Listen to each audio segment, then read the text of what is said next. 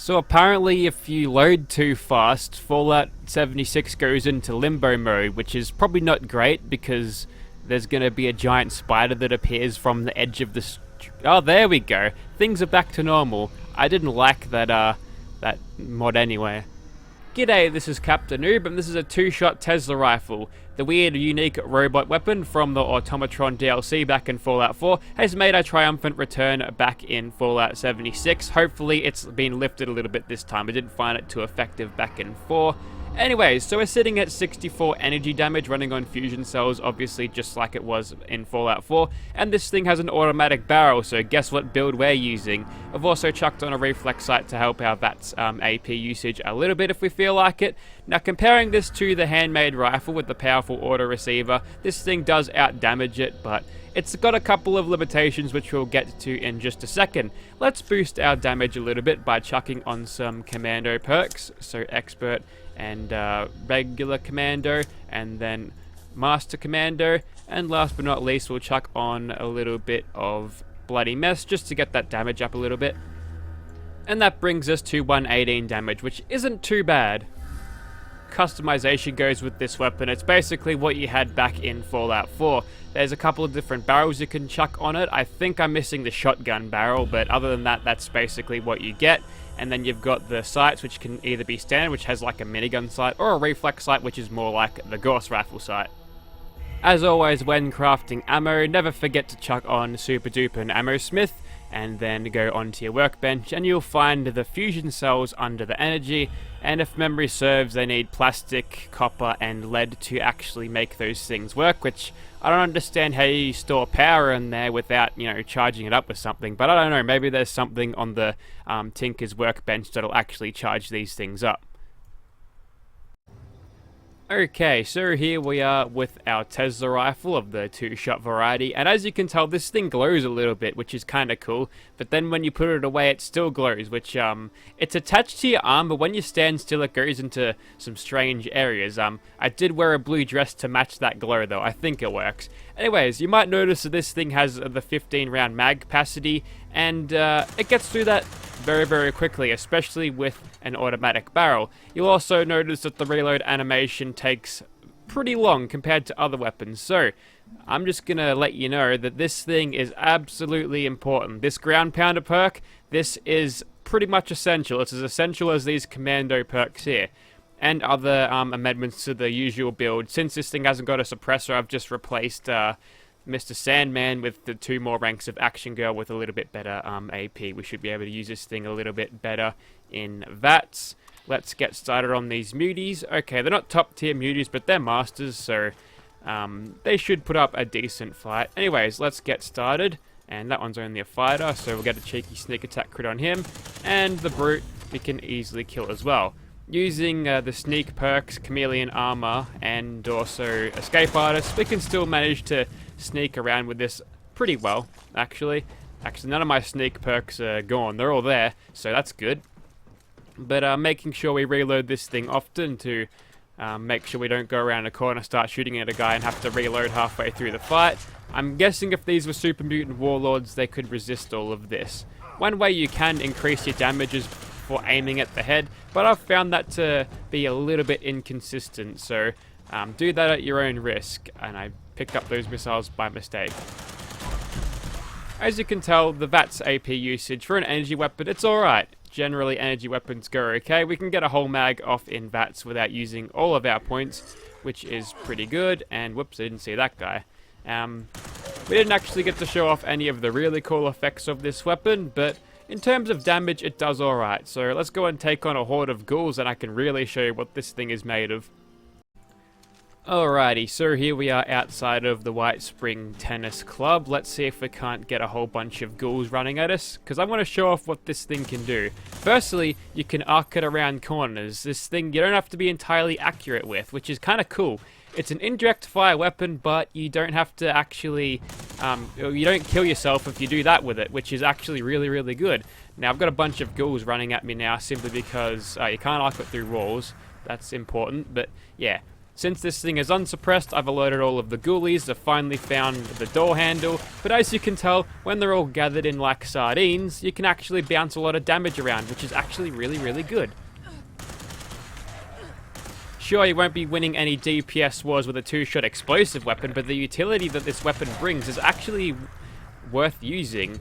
Now, the drawback of it having only 15 bullets in its magazine is also quite a drawback, but as you can tell, you don't blow up cars with it, which means you can actually use them as cover rather than, you know, cowering away from them as they're about to explode. One interesting note that this weapon does is it actually doesn't ignite the oil slicks that are sitting under the cars, which I think it ought to, but I'm not going to complain if it doesn't. So far so good. We did get a little bit pushed back by these ghoulies, but that's fine. We managed to take them out mostly with no fuss. And let me tell you something, getting a recording thing, like recording a bit of gameplay here with just me alone, it's really, really fucking hard. Everyone and their mother hangs around here trying to farm these ghouls for legendaries. So me being alone here is actually, I think this is like my 8th recording run of this, which is insane. I really don't like how we don't have servers that allow us to play on our own sim. I just make recording these videos so much easier, but we'll just have to deal with how it is for now, and that's a glowing one. Now, according to what Bethesda said, that's a glowing one, but he's marked as charred. Apparently those guys were glitched. Oh, we can get sneak attack crits around corners. That's good. So, yeah, he was a bloated glowing one, but did I see charred? I don't know.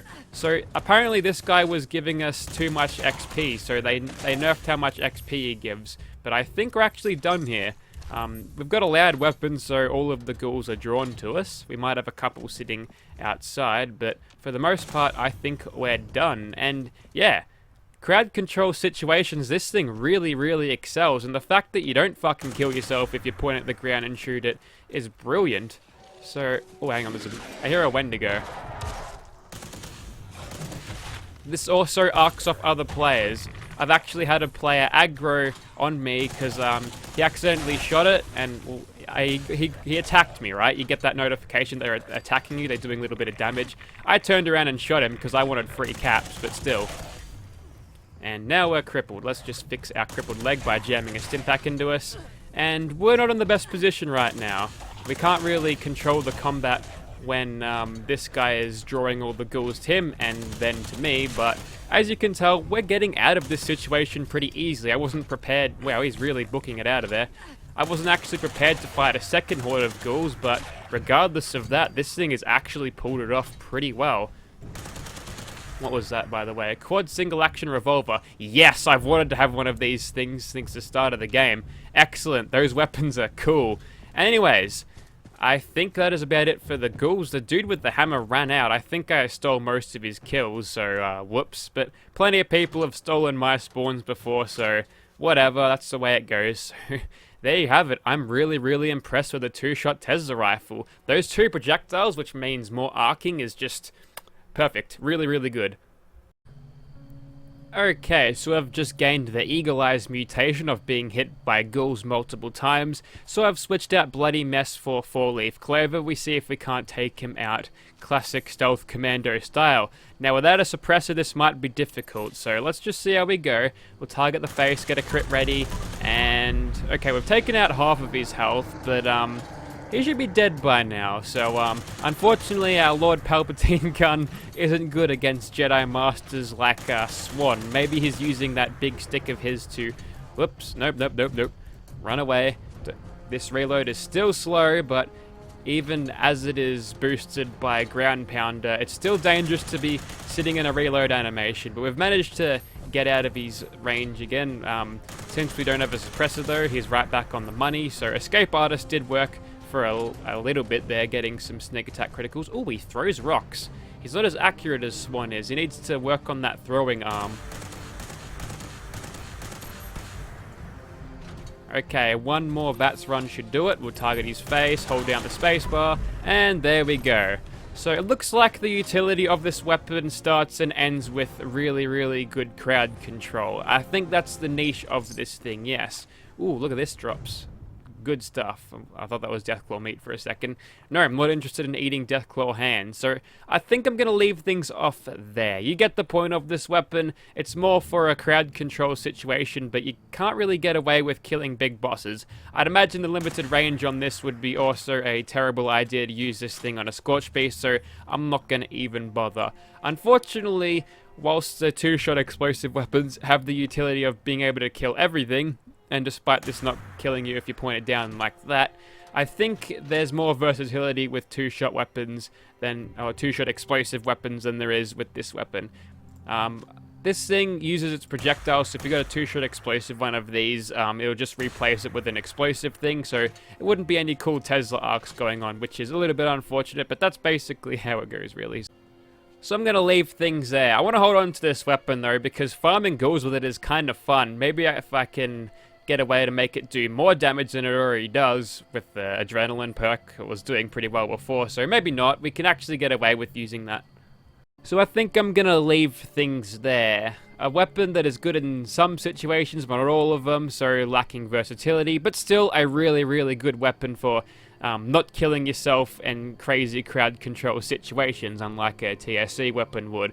If you'd like to see this one in your game, get it from a random legendary drop. There is no duping anymore. And Tesla rifles can be found on boss enemies, similar to the loot pools of handmade rifles, broadsiders, and all that sort of thing. So they are kind of rare, but when you do find them, be sure to pick them up. I've had them drop from those government airdrops before. My Alert Queens drop them. I've had Scorch Beasts drop them as well. So there's where to look if you want to get the parts for this. But yeah, good luck on finding this thing with the two-shot effect. It's actually kind of rare. Thank you for watching, guys.